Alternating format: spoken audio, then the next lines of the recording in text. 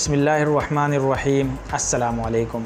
मैं हूं ज़ाहिर शाह और आप देख रहे हैं यूट्यूब चैनल होम्योपैथिक रेमेडीज़। मैं आप लोगों का शुक्रगुज़ार हूं कि आपने वक्त निकाला मेरी इस वीडियो को देखने के लिए। तो आज हम बात करते हैं होम्योपैथिक मेडिसिन एकोनाइट के बारे में। इसका पूरा नाम एकोनाइट निक्यूलियस है।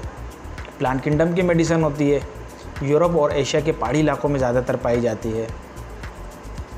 इस मेडिसिन के बारे में आज हम बात करेंगे और आपको बताएंगे कि इस मेडिसिन के इसके क्या सिम्टम्स होते हैं, यानी क्या क्या अलामातें होती हैं इसकी, किन किन जगहों पे यूज़ होती है, किस किस डिजीज़ में और बॉडी के किस ऑर्गन पे ज़्यादा इफ़ेक्टिव होती है। इसके अलावा ये भी बताएंगे आपको कि इस मेडिसिन को हम किस डोज में इस्तेमाल कर सकते हैं। तो ये सारी इन्फॉर्मेशन मैं आपको इस वीडियो में देने वाला हूँ। अगर आपने हमारे इस चैनल को सब्सक्राइब नहीं किया है तो काइंडली इसको सब्सक्राइब कर लीजिए, लाइक कीजिए और बेल आइकन के बटन को दबा दीजिए ताकि हमारी हर नई आने वाली वीडियो आपको मौसूल हो सके। तो चलिए स्टार्ट करते हैं। एकोनाइट मेडिसिन जो होती है ये बेसिकली एक्यूट मेडिसिन होती है। इनिशियली स्टेज के ऊपर यूज़ कराई जाती है। हाँ, जहाँ पे अगर डिजीज़ बढ़ना शुरू हो जाए या फिर फिज़िकली चेंज आना शुरू हो जाए तो फिर वहाँ पे इस मेडिसिन का रोल कम हो जाता है या फिर बिल्कुल ख़त्म हो जाता है। तो इस बात का ध्यान रखना चाहिए कि इस मेडिसिन को इनिशियली स्टेज के ऊपर ही यूज़ कराना चाहिए और यही इसका स्ट्रिक्ट सिम्टम होता है। इसका एक्शन कहाँ कहाँ होता है, तो ये पॉलीक्रेस्ट मेडिसिन होती है और इसका जो एक्शन है वो सर के बालों से लेकर पैर के नाखूनों तक होता है।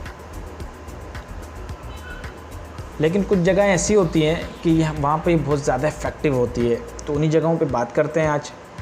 ये बहुत ज़्यादा इफ़ेक्टिव होती है मेंटल सिम्टम्स के ऊपर, रेस्पिरेटरी सिम्टम्स के ऊपर।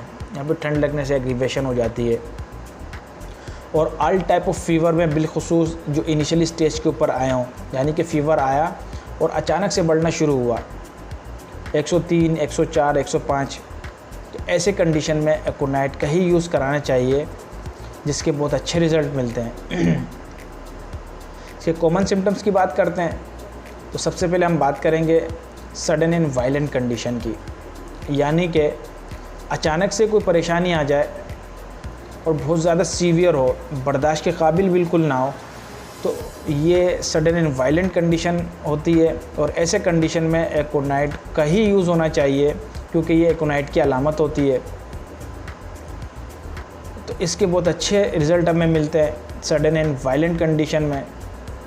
इसके अलावा एक और बड़ी अलामत है फेयर, यानी खौफ किसी भी किस्म का हो सकता है, यानी कि ज़्यादा हजूम का खौफ हो सकता है, ज़्यादा हजूम में बैठने का खौफ हो सकता है, मसरूफ़ सड़क पार करने का खौफ हो सकता है, या फिर अंधेरे से खौफ आ सकता है, जिन भूतों से खौफ आ सकता है, एग्ज़ाम का खौफ हो सकता है।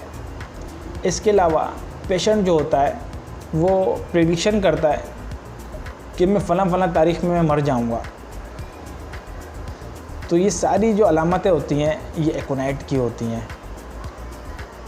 इन अलामतों में, इन सिम्टम्स में अगर हम एकोनाइट को यूज़ करवाते हैं तो इसके बहुत अच्छे रिज़ल्ट मिलते हैं। हम एंजाइटी, यानी कि जो पेशेंट होता है वो बहुत परेशान रहता है, दर्दनाक आवाज़ से रोता है और अपनी जो परेशानी है वो सबको बताता है और छोटी छोटी बातों पे दूसरों को बुरा भला कहता है, तो ऐसे कंडीशन में भी एकोनाइट का ही इस्तेमाल करना चाहिए। इसके बहुत अच्छे नतीजे मिलते हैं। यानी कि सडन एंड वायलेंट कंडीशन हो, फियर हो, एंजाइटी हो। इसके अलावा एक और बड़ी अलामत होती है, वो होती है रेस्टलेसनेस। मरीज़ जो है वो एक जगह पे बैठता नहीं है, बार बार अपनी जगह तब्दील करता है।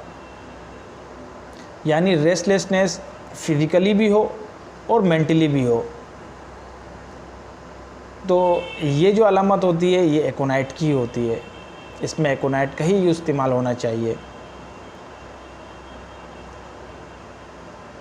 आशोब चशम हो, आँखों से आंसू बहे और जो पपूटे हैं वो सुर्ख और सख्त हों, गला खुश्क हो, खुश्क खांसी हो, ठंडे पानी की प्यास लगे, तो ये सारी अलामतें जो है वो एकोनाइट की होती हैं।